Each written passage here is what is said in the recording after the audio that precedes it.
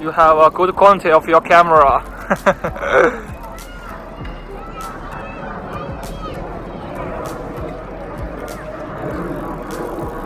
Would you want to say hello to them? Yes, that's right. Show your impassion. Yes.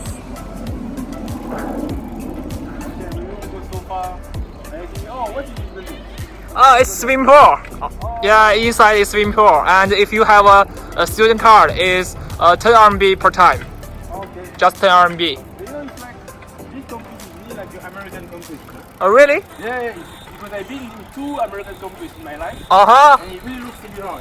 Oh. You know, really cool. How about the American university size? It's It's maybe 2 or 3 times this campus. Okay, got it. Maybe more. It's really, really big, you know. Yeah, because we have the 2 campus, the new and old, so maybe everyone is smaller. Okay. I think it's okay. Okay. I think it's okay. Smile. Yeah. C'est Bams, et comme vous voyez, je suis en train de me faire couper les cheveux. Donc, pour vous expliquer un peu le contexte, ici en Chine, on n'a pas, malheureusement, on n'a pas de coiffeur pour les personnes noires. Donc, c'est que entre nous, entre amis, entre étudiants qu'on peut se couper les cheveux. Donc là, je vous présente aujourd'hui celui qui me coupe les cheveux depuis 1 an maintenant en Chine. Hein. Can you quickly introduce yourself? My name is David. Yeah. From Nigeria. Alright. Donc là, comme vous avez pu le voir, c'est David du Nigeria. Donc on va pas trop continuer sur ce plan-là parce que il y aura trop de bruit. Donc on va se retrouver dans un endroit beaucoup plus calme. On va pouvoir discuter de son expérience ici en Chine depuis 4 ans. Donc voilà, interview avec David aujourd'hui en anglais forcément. Et j'espère que que toutes les personnes noires qui regardent mes vidéos qui veulent venir en Chine, et que vous aurez enfin un autre avis aussi d'une autre personne noire comme moi et qui est restée en plus en Chine beaucoup plus longtemps que moi. Donc on se revoit tout de suite dans un autre plan, c'est parti. On va dans le café maintenant, donc c'est un endroit qui est beaucoup plus calme, beaucoup plus tranquille pour parler. Donc comme il a expliqué, c'est David qui a étudié ici pendant 4 ans. Donc cette interview va être en anglais évidemment, vous vous en doutez. Il vient du Nigeria et il parle pas beaucoup français, donc on va parler plus en anglais.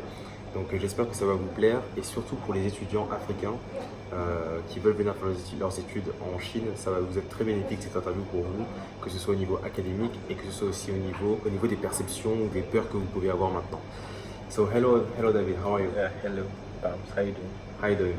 Good. Yeah, so thanks for the haircut. As you can see, you cut my hair like for almost like maybe last semester. From now it's For like been a 6 while months now. now. Yeah. 6 months for that. So how do I meet him? That's really simple.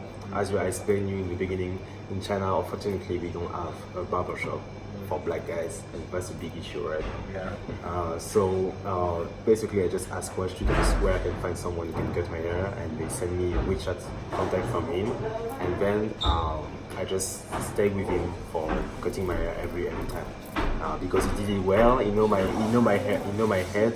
You know everything from my head, so it was the best one. And then with time we became friends too, and we exchange every time we get hair. We exchange about many subjects, right? Of course. many subjects. Can you just introduce yourself? My name is David. I'm from Nigeria. I'm from Kogi State in Nigeria. Yeah. Yoruba by tribe for those subscribers who are from Nigeria. Yeah, and I've been in Chine since 2015. Yeah, and I just graduated this July. Yeah, 2019.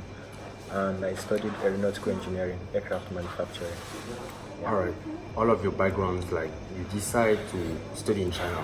For which reason you decide to come to China to study? Okay, the thing is, when I finished my high school, Yeah. I had a friend who just recently came to China to study medicine. Yeah. So his parents told my parents that since your kid likes airplanes, there's some aeronautical school. Yeah. Yeah, you could come. And when my parents checked it, yeah, the price was good. Yeah. So they're like, could you try it out? I was like, okay. I was a bit scared though because I'm like China, Yeah. the language, yeah. But I processed my visa and I came down here.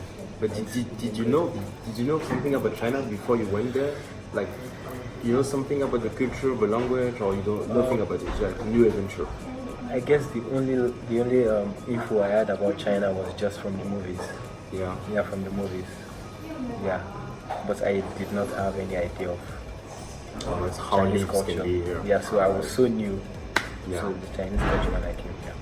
All right. Do you remember your first day in China? Yeah, my first day in China. Yeah. At the Beijing airport. Yeah. When I landed, I was like, wow, finally. Yeah. Finally, I'm in China. Yeah, and I noticed, like, I don't know, the smell. Yeah. Some smell. The smell Yeah. from the airport was so different from home. I don't know. Yeah. So yeah, it was cool though. It was cool to see yeah. the environment. Yeah, it was cool to like meet people of different race, you know. Yeah. At the airport, because you find a lot of people from different nationalities at Yeah. the airport, like flying in and out. Yeah, and the Chinese people at the airport, they were nice. They were nice to me, like, because I needed to call my agent. Mm-hmm. Yeah, because he was meant to come pick me up from the airport. Yeah. So I had to like borrow a phone from a Chinese Mhm. to call my agent. Yeah, because I didn't have Yeah. a SIM card by then. Mhm. Yeah. So they were nice to me. They were nice to me.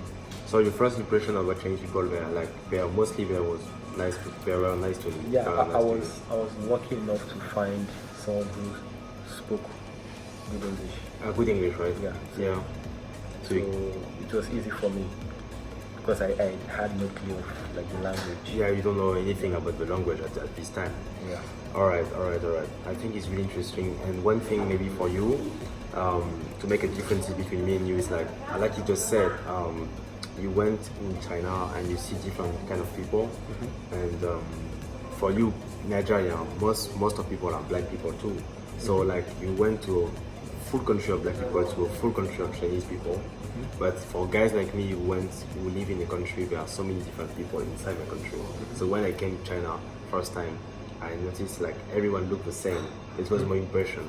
Maybe for you, no, because in Nigeria, mostly it's black people. Yeah, of course. It was actually so, should I call it weird? Yeah. Like, I don't know.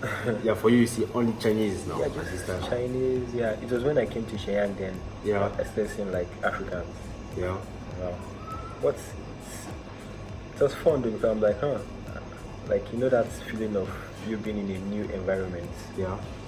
Yeah, so I felt good, like, I felt really good. All right. I felt really good being in China. Interesting. Yeah. All right. Now I really want to ask you a question about your daily life as a foreign student in China. First thing, you was living in the campus. Yeah, I was. So can you describe the campus life in China?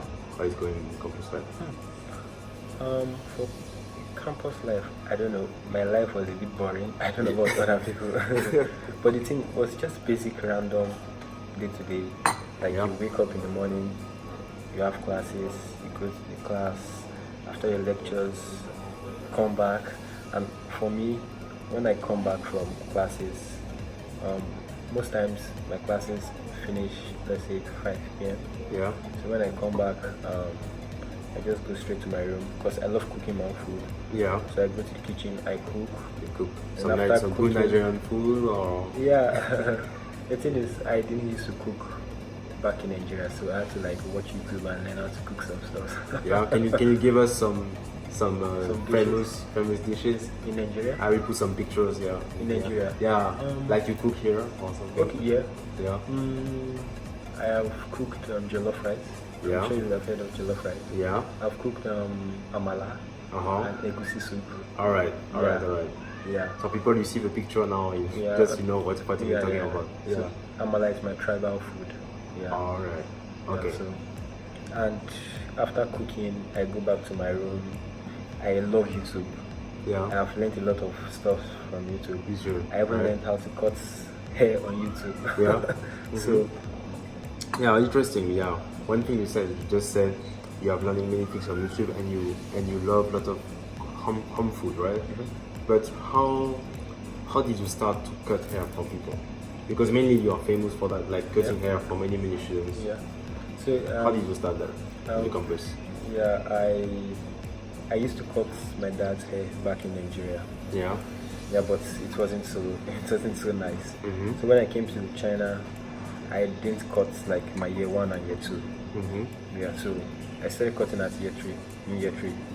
So I went on YouTube. I searched for like famous barbers and Yeah. How to yeah, get here? and how to cut like afro Yeah. hair. So I started learning, practicing, learning. So my friends who agreed, so most of them they didn't trust me. They didn't they don't believe I could cut hair. Yeah. So and with consistency, I mastered the craft. Alright. So, yeah. Okay, interesting. So you can see the results now. It's Yeah. just here. It's good. It's good. He's doing very, very good. Very professional. Like everything is good. I really like the way he cut hair, and I think it's kind of also good. I think because you are studying in China, and you are paid for that. So I think it can be also like a little job for you. Yeah. For some students who look at us and they want to come to China to study, but they maybe also get an extra job. Can you give some advice about that? Is it possible to work in China as a part-time? Or it's kind of dangerous? For me, the truth of the matter is with the law. Yeah, the law, right? Young student visa, so it's not forbidden to work. It's forbidden to work. All right. But the thing is, you could learn some crafts, you know. Yeah. Like maybe how to cut hair, maybe how to do some kind of dishes and sell to foreigners. You could sell. I think one by one job. Yeah, like high job, like not so obvious. You can find some job like that, right? Yeah. You could. I feel learning crafts, like I don't know. Yeah. Like more of entrepreneurship, like Yeah. So maybe skills, maybe Yeah. learn how to do business too. You could do Yeah. business. You can sell customer to customer. Something Right. like that, yeah. Yeah. So, But, I mean, if you're a student and you're staying in the dormitory, Yeah. in economics, right? Yeah. You have to look for the need. Yeah, the need of students. Yeah, the need of students. So you have to look for what students need, Yeah. and you have to look for a way to cater for that need, and you're getting paid doing that. So if you look around and you notice, oh, students, they love snacks, like after Yeah. classes. They could maybe learn how to make, let's say, donuts, Oh, and be interesting. creative. And yeah, That's great. Just think about that. Yeah. Students who look at it. That's yeah. great. Yeah. So imagine making donuts and students buying from you. And then you sell it. You sell it around you. Exactly. That's cool. Yeah. That's really cool. I'm talking about like making money in the dormitory. You know? Yeah. So the thing is, most times foreign students they think, oh, I need to go teach English before I can make any money. But the thing is, before you go do that, you could make money Inside, around you. Exactly. That's true. That's really true. Of course, maybe after you're done with your studies, you could get a job in China and all that. Yeah. Yeah. We do business from China to your country. Yeah. Buy goods and send back. Send back there. You Something can like that. You can also do that. And last thing you can do in some cities, you are allowed to work as a student. For example, in Shanghai, I think you can find some special condition to work, but it's really, really controlled, really regulated. So you really have to be aware about this kind of thing. Sure. But I think if you stay like for 4 years, like David in China, of course you have to find some ways sometimes to make money, right? To live and maybe to don't relate it too much about your parents or people who take care. Maybe you can also handle yourself. Last question I have about that is, how do you feel you really grew up in China? You live by yourself for 4 years. So you came back, you came in China as a kid, and you just maybe now you almost leave China as a man. How do you feel about this feeling? Yeah, I think I celebrated my 18th birthday. Yeah. Yeah, August 2015 in China. Oh yeah. Yeah. You know, most times teenagers we are so naive, or I don't know. Yeah. We don't have a lot of, should I say, experience. Yeah. Yeah. But comparing then and now, you know, we make mistakes, you know. Of course. Yeah, as young people make mistakes, but so far I think I've grown up, I've made mistakes, I've learned from my mistakes. Yeah. Yeah, and I'm sure I have a bright future ahead. But most of people look at my channel, you are also black, and you really want to know how it is to be black in China. Of course, you saw my previous video, my feelings about that. But I really want now that you can see another feelings to another students. And one question I have for you is, as a black student here, how is your relationship with Chinese people, with local people here? And do you have some good and bad experience about that as a black student here in China? Okay, honestly, the thing is, I haven't made a lot of Chinese friends. Yeah. But if you have made, they basically want to like maybe learn your English from you, you know. Yeah. Because you know most of them, their English proficiency is bad, so they want to learn English from foreigners. Yeah. But the thing is, in China, you know, there are a lot of people. You know, there are good and bad people. But so far, I've met cool Chinese people. Yeah. Cool Chinese people who, like, they want to learn African culture. They want to know how Africa is. You know. Yeah. Yeah. So far, it's been good. Yeah, but for bad experiences, I've not had like personal bad experience with the Chinese. But like something happened during winter. I fell down on the bridge. That bridge at Frega. Yeah. So when I fell down, because it was slippery. Yeah. Because of the snow. Oh, because of snow, right? So when I fell down, like there were a lot of Chinese people went up and down, and none of them said sorry to me. Yeah. I was like, wow. No, none of them back you up. Yeah, none of them said sorry. Or, Crazy. so I'm like, if you're in Africa, maybe someone would have said, oh, sorry, you know, help me carry my bag. Yeah. But nobody said sorry. So I just stood up and left. So I guess that's one thing I noticed in China. I think people hardly say sorry. But this thing is kind of surprising from China, because China is a collective. Most of people think like more like in Africa than they think like collective mindset. Like they think about many people, but maybe they, like you said, they neglect some foreigners or something like that. They neglect you in the moment. You feel neglected, right? Yeah, I felt neglected, but it is what it is, you know. All right. I just stood up and. All right. Wow. I don't know why I do, but I guess that's how it is here. All right. Everyone is on their own, you know. Yeah, definitely. You learn the language a little bit. You learn Chinese a little bit. Oh, my Chinese is so bad. So bad. Bam's Chinese is way better than mine. Bam's Chinese is way better than mine. I don't know. I'm not so good with languages though. Yeah. But so a certain level, like I know how to find my way around in China, like speaking the little Chinese. Yeah. I need to get my way around. Yeah. All right. As a foreigner, how do you think you can behave in the good way in China? What kind of advice you can give to some Nigerian students who want to come to China, some African students who want to come to China, how they can behave, how they can feel well in China? What is the key for you? I would say, first and foremost, they should make sure they obey the laws of China. Yeah. Because that's very essential. You need to obey the laws. The laws are really important here. The laws are important because you find people who they just did something so little and that costed them their visa, you know. Yeah. They were deported and all that. So I would say make sure you obey the laws of China. If your school has regulations, make sure you obey those regulations so that you don't get deported.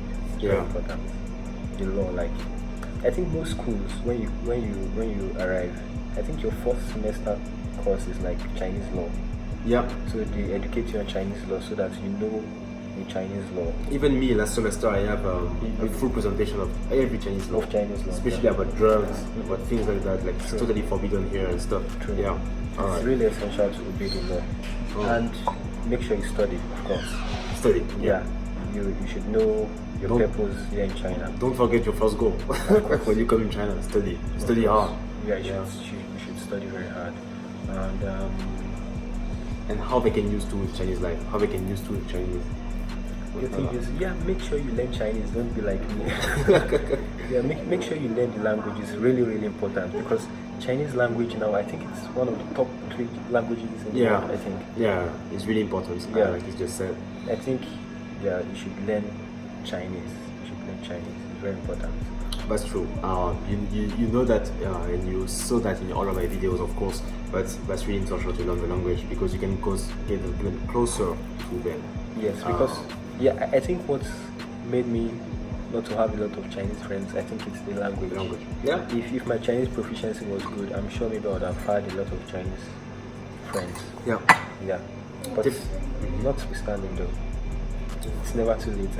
At the end, is a very good experience. Sure. Just studying in China, like the environment is really different by everything you know.